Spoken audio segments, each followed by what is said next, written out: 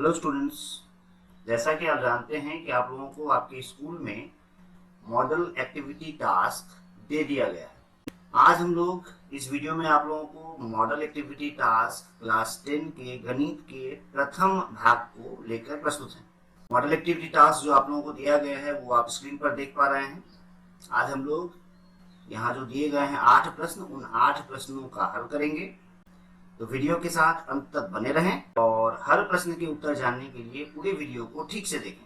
साथ ही साथ अगर ये अच्छा लगे तो आप अपने दोस्तों के साथ भी इसे शेयर करें ताकि वे भी इसका लाभ उठा सकें। चलिए चलते हैं प्रश्न के समाधान की तरफ। प्रश्न संख्या 1 हमें दिया गया है ax² + bx + c = 0, जिसमें a b c वास्तविक संख्या है और a ≠ 0 है, यानी ax² plus bx plus c = 0 यह एक द्विघात समीकरण है। इस समीकरण के दोनों मूल के समान होने की शर्त हमें लिखनी है। अब हम जानते हैं कि ax² plus bx plus c = 0 के मूल होते हैं x = -b plus minus √b² - 4ac whole divide by 2a। समीकरण के दोनों मूल समान होंगे अगर ये संख्या b² - 4ac 0 हो जाए। मैथ्स से संबंधित ऐसे ही वीडियोस पाने के लिए school maths by Naveen sir को सब्सक्राइब करें और नोटिफिकेशन के बेल को ऑल नोटिफिकेशंस पे सेट करें। संख्या 2, एक वृत्त का अर्धव्यास 10 सेंटीमीटर है। इस चित्र में देख रहे हो, मान लो इस वृत्त का केंद्र है O और अर्धव्यास है OA। अर्धव्यास की लंबाई है 10 सेंटीमीटर। इस वृत्त की एक जीवा है AB, इसकी लंबाई हमें दी गई है 12 सेंटीमीटर, यानी हम जानते हैं कि O से यदि कोई लंब AB पर गिराया जाए, मान लो OD एक लंब है जो AB पर है, तो वह AB को 2 समान भागों में बांटती है। तो AB की लंबाई है 12 सेंटीमीटर, यानी AD की लंबाई क्या होगी, उसकी आधी, यानी 6 सेंटीमीटर। अब हमें क्या कहना है, हमें कह रहा है इस वृत्त के केंद्र से जीवा की दूरी, वृत्त के केंद्र से जीवा की दूरी, यानी हमें ये दूरी निकालनी है। तो हम लिखेंगे चूंकि AD इज 1/2 AB, यानी 1/2 इंटू AB की लंबाई है 12 सेंटीमीटर, यानी ये हो गया 6 सेंटीमीटर। अब त्रिभुज OAD, त्रिभुज OAD क्या है, एक समकोण है।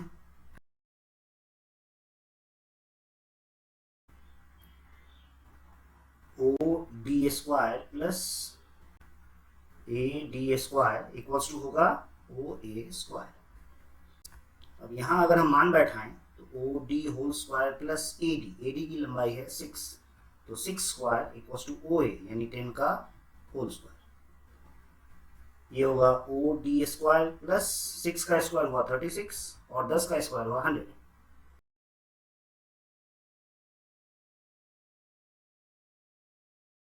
यानी केंद्र से जीवा की जो दूरी है वो है 8 सेंटीमीटर। संख्या 3, दो घनों के आयतन का अनुपात।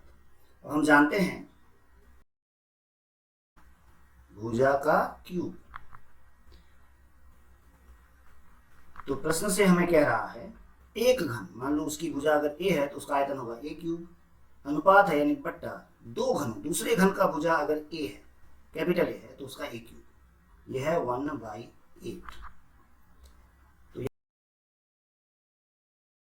हमें निकालना क्या है, हमें कह रहा है दोनों घनों के आधार का क्षेत्रफल। अब दोनों घन के आधार का क्षेत्रफल, आधार घन का होता है वर्ग के आकार का, तो हमें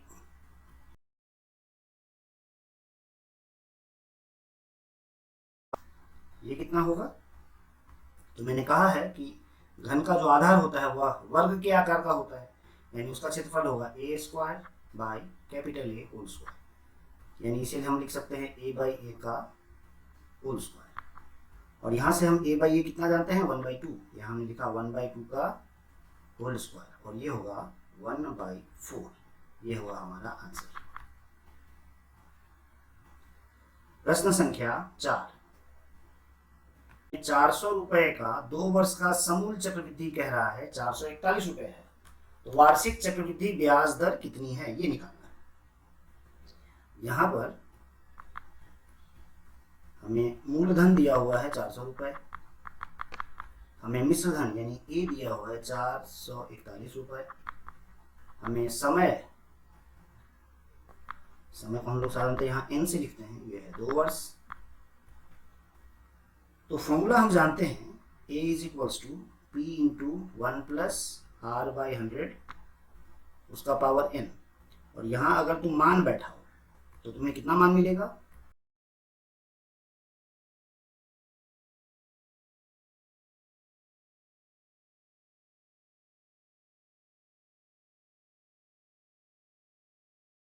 यानी r हमें कितना मिलेगा? 100/20, और इन दोनों को अगर हम विभाजित करें तो हमें मिलता है 5, यानी ब्याज दर जो है वह कितनी है? 5% है, और यह है हमारा आंसर। प्रश्न संख्या 5, ये संख्या क्रमिक समानुपाती हो तो हमें x और y का मान निकालना है। अब हम जानते हैं कि यदि ये क्रमिक समानुपाती है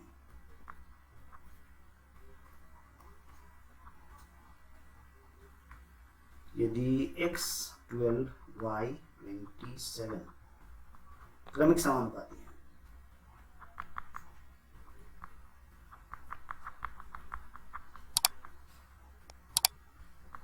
तो हमें x by 12 equals to 12 by y is equals to y by 27 ये मिलेगा।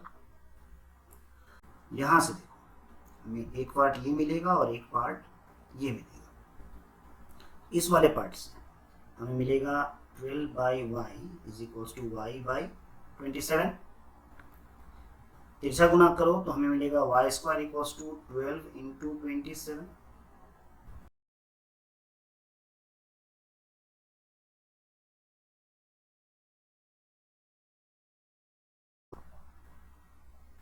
अब हमें दिया गया है x by 12 equals to 12 by y, यानी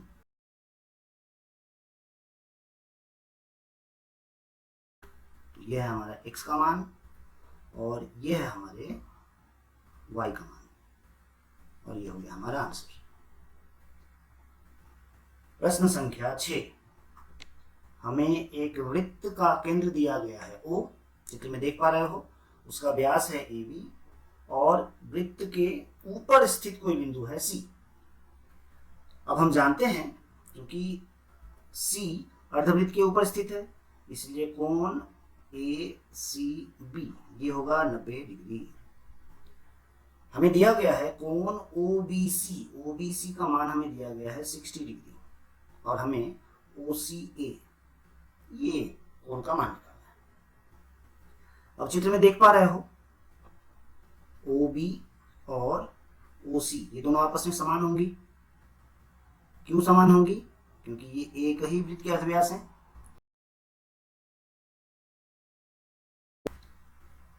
त्रिभुज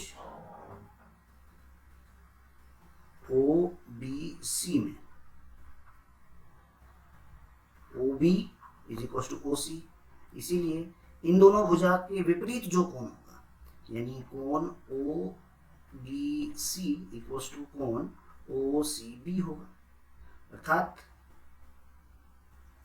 अगर ये 60 है तो ये कोण भी कितना होगा? ये भी 60 होगा। कोण OCA प्लस कोण OCB ये दोनों मिलाकर 90 डिग्री है। कोण ACB जो इन दोनों कोणों का योगफल है इसका मान 90 डिग्री है। अब यहां से हमें OCA निकालना है। OCB का हमने मान पहले ही निकाला है 60 डिग्री, तो यहां से हमें मिला कोण OCA is equal to 90 degree minus 60 degree, यानी ये होगा 30 डिग्री। यह है हमारा आंसर। प्रश्न संख्या 7, हमें दिया गया है यदि किसी घन के चारों दीवारों की ऊंचाई 50% बढ़ा दिया जाए तो घन के आधार का क्षेत्रफल कितना प्रतिशत बढ़ जाएगा। हमने मान लिया हमने माना घन के भुजा की लंबाई 2x सेंटीमीटर है, इसीलिए अब जो नया घन बनेगा, तो नए घन के भुजा की लंबाई क्या होगी? तो 2x लंबाई पहले से है, अभी 50% बढ़ा दिया गया, यानी अगर पहले 100 था तो अब 150 हो जाएगा, यानी ये होगा 150 बट्टा 100, यानी नए घन के भुजा की जो लंबाई है वो होगी 3x सेंटीमीटर।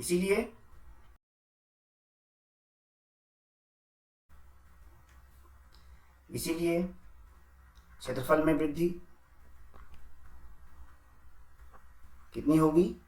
तो अभी है 9x स्क्वायर और पहले था 4x स्क्वायर, तो -4x स्क्वायर यानी 5x स्क्वायर सेंटीमीटर स्क्वायर। इसीलिए क्षेत्रफल में प्रतिशत वृद्धि ये होगी 5x स्क्वायर बढ़त है कितने में? तो 4x स्क्वायर था पहले, इंटू 100।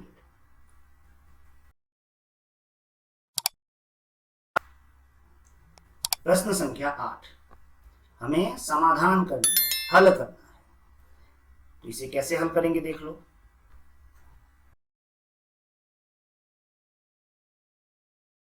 तो यहां अगर तुम एलसीएम ले लो, एलसीएम लोगे तो तुम्हें क्या मिलेगा? ये मिलेगा 2x प्लस 1, ये हो जाएगा 2x प्लस 1 का whole square plus 3 is equal to 4। अब इस पार्ट को अगर हम लोग एक्सपैंड करें तो ये हमें मिलेगा a plus b whole square के रूप में, यानी 4x square plus 4x plus 1 plus 3 by 2x plus 1 is equal to 4, यानी 4x square plus 4x plus यहाँ 1 और 3 एक दूसरे के साथ जुड़कर हमें मिलेगा 4 by 2x plus 1 is equal to 4। यहाँ अगर हम तिरछा गुना करें तो हमें क्या मिल रहा है? देखो हमें मिल रहा है 4x square plus 4x plus 4 is equal to 4 2 जा 8x प्लस 4 1 जा 4। यहाँ देख पा रहे हो कि 4 एक दूसरे को काटेगी, तो हमें यहाँ से मिलेगा 4x स्क्वायर प्लस 4x और 8x को हम बाएं साइड ले आए, तो ये हुआ -8x इक्वल टू 0, यानी ये हमें देगा 4x square minus 4x is equal to 0। इन दोनों से 4x हम कॉमन ले सकते हैं, तो हमें मिलेगा x minus 1 is equal to 0। अतः x इक्वल टू 0 या x माइनस 1 इक्वल टू 0, तो यहां से हमें मिल रहा है x इक्वल टू 0 या x इक्वल टू 1, और यह है हमारा आंसर। इस प्रकार आपको दिया गया मॉडल एक्टिविटी टास्क का प्रथम भाग यहाँ खत्म होता है। वीडियो के अंत तक बने रहने के लिए आपका धन्यवाद। Thanks for watching this video.